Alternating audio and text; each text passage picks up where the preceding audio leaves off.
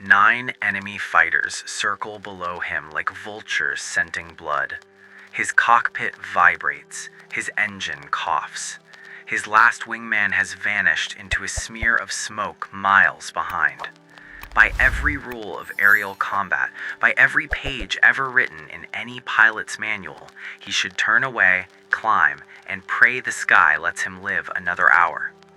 Instead, he does the unthinkable.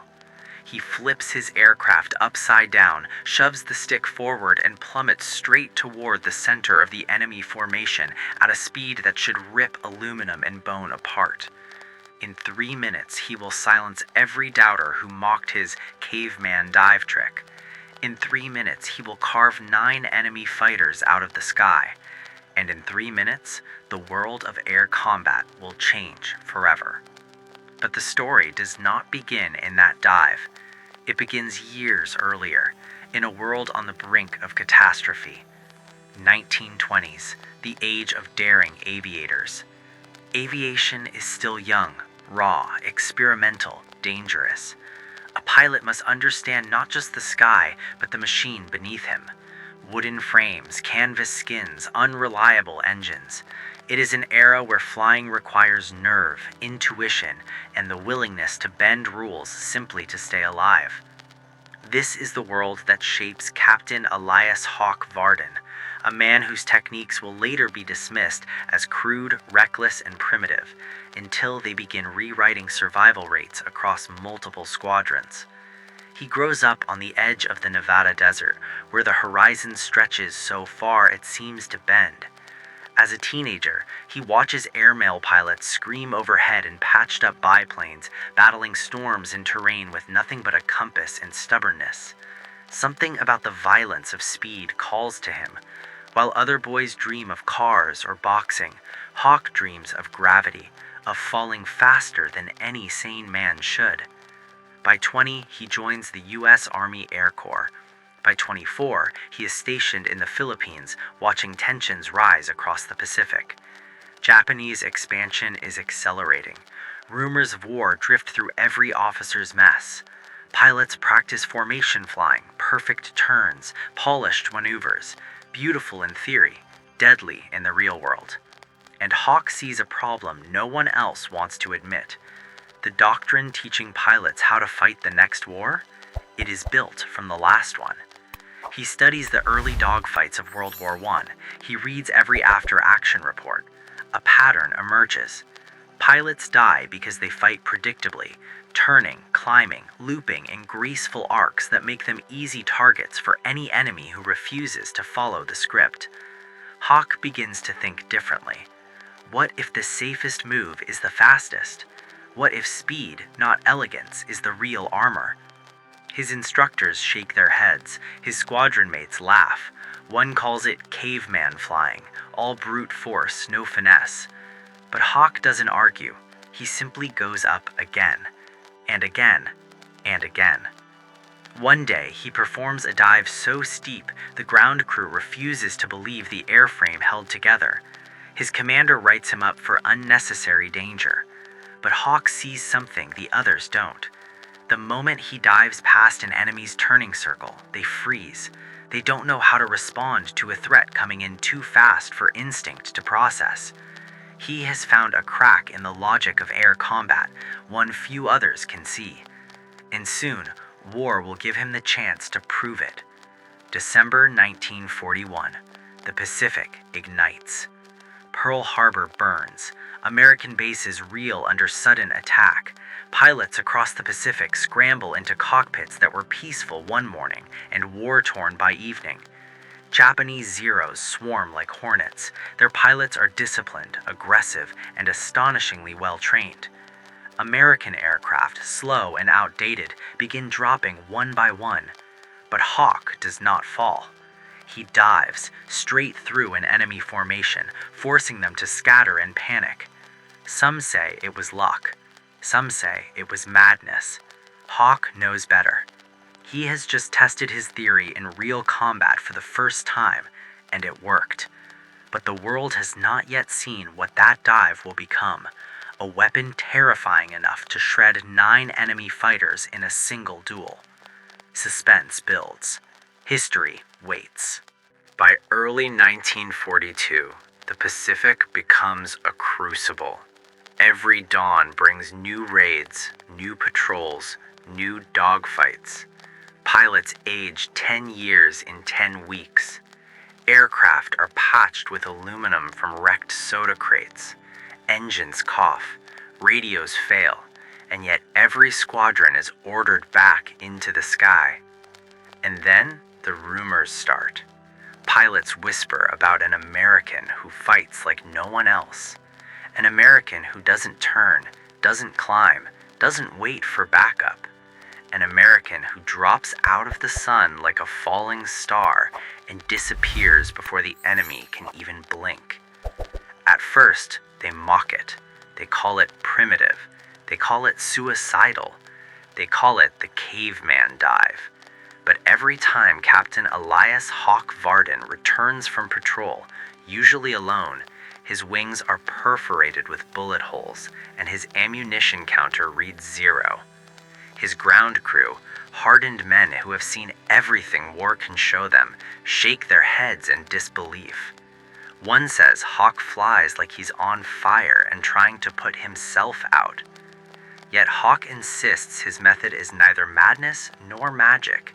It's mathematics. It's physics. It's understanding the sky the way a hunter understands terrain. He studies the Mitsubishi A6M0, the most feared fighter of the war. Light, agile, deadly in a turning fight. Every Allied pilot is taught the same thing. Avoid turning engagements, maintain energy, keep altitude. But few pilots truly embrace that doctrine. They still try to duel. They still try to match the Zero's graceful maneuvers. And they die. Hawk refuses to play that game.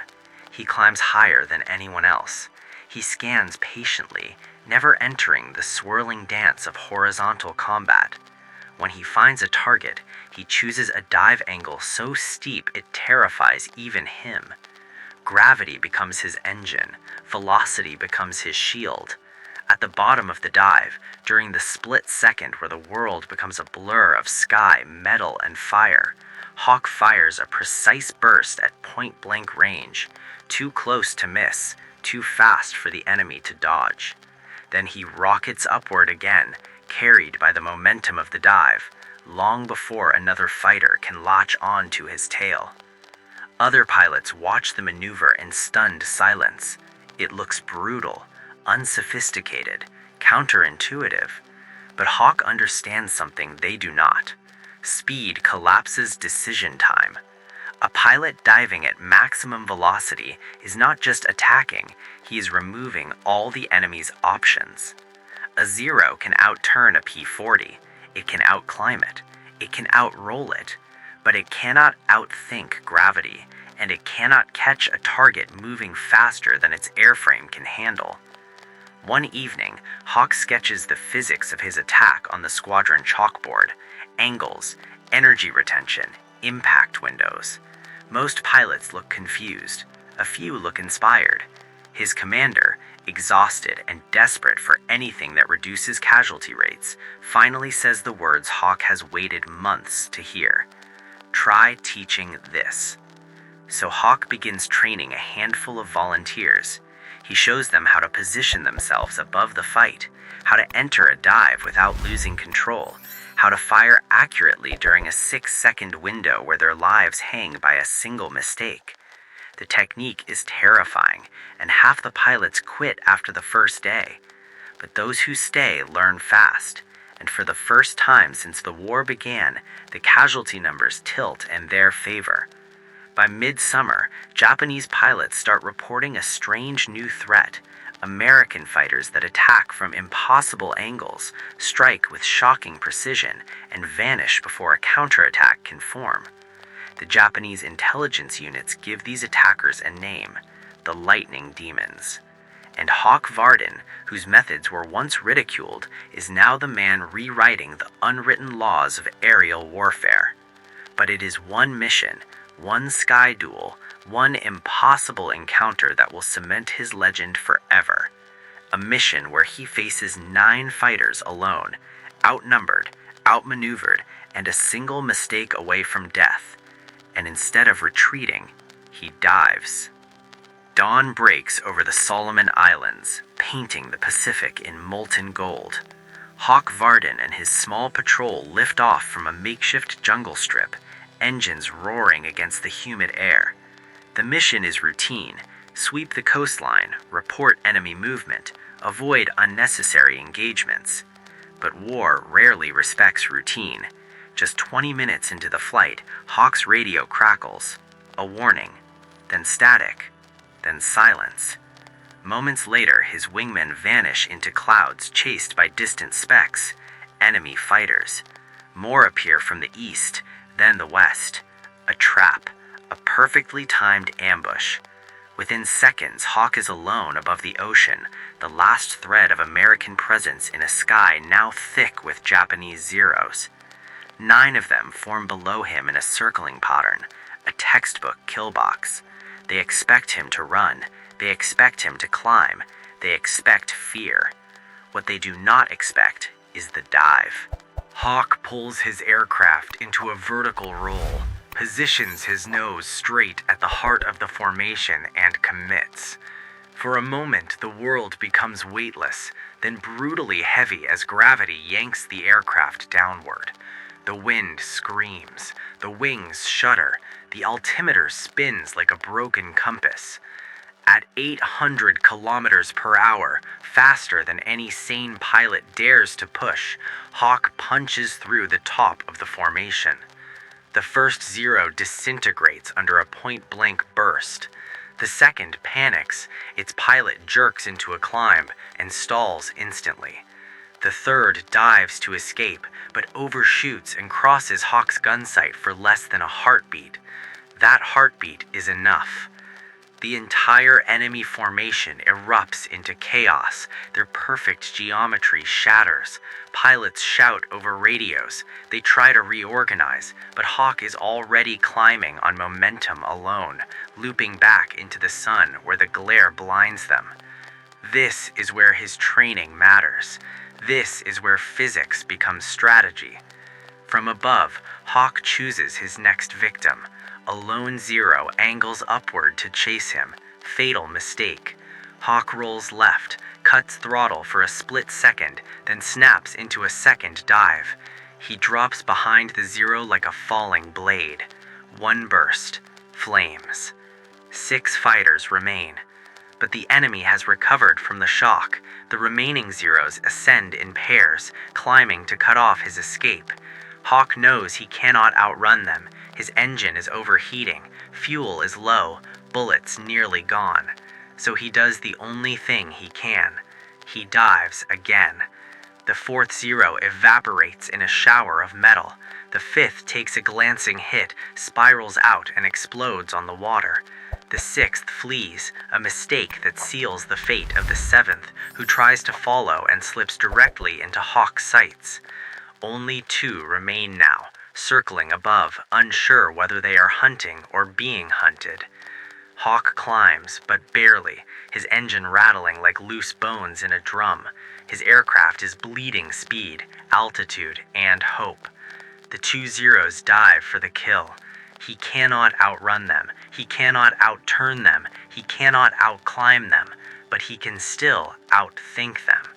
At the last moment, Hawk throttles back and yanks the stick into a controlled stall, a maneuver so counterintuitive most instructors forbid practicing it. His aircraft hangs in the air for half a second. The Zeros overshoot, flashing past him like silver arrows. Hawk drops the nose, fires his last burst, and watches the 8th fighter erupt into smoke. 1 left. The final Zero tries to escape, but Hawk follows, not with speed. His aircraft can no longer muster it, but with precision. He edges closer, closer. Every vibration threatens to tear the engine apart. Then, at the perfect instant, he presses the trigger. Click. Empty. No bullets, no backup, no options. So Hawk does the only thing that remains. He dives, one last time. The sudden drop startles the Zero's pilot, who instinctively pulls up. Hawk uses the momentum from the dive to climb in a rising arc beneath him.